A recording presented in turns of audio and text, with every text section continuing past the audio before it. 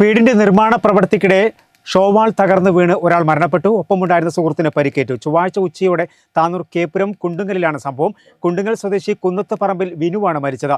വിനുവിന്റെ സഹോദരന് നിർമ്മിക്കുന്ന വീടിന്റെ പ്രവൃത്തിക്കിടെയാണ് അപകടമുണ്ടായത്. മൃതദേഹം തിരൂർ ജില്ലാ ആശുപത്രി മോർച്ചറിയിലേക്ക് മാറ്റി. പോസ്റ്റ്മോർട്ടം നടപടികൾക്ക് ശേഷം ബുധനാഴ്ച ഉച്ചയ്ക്ക് 12 മണിക്ക് വീട്ടുവളപ്പിൽ സംസ്കരിക്കും.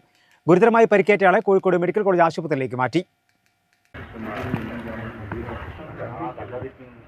വീടിന്റെ നിർമ്മാണ പ്രവൃത്തിക്കിടെ ഷോവാൾ തകർന്നു വീണ് യുവാവ് മരണപ്പെട്ടു. ഒപ്പമുണ്ടായിരുന്നയാൾക്ക് ഗുരുതരമായി പരിക്കേറ്റു. കേപ്പുരം കുണ്ടുങ്ങൽ സ്വദേശി കുന്നത്ത് പറമ്പിൽ വിനുവാണ് മരിച്ചത്. ഒപ്പമുണ്ടായിരുന്ന സഹായി പട്ടരുപറമ്പ് സ്വദേശി പ്രജിത്തിനാണ് ഗുരുതരമായി പരിക്കേറ്റത്.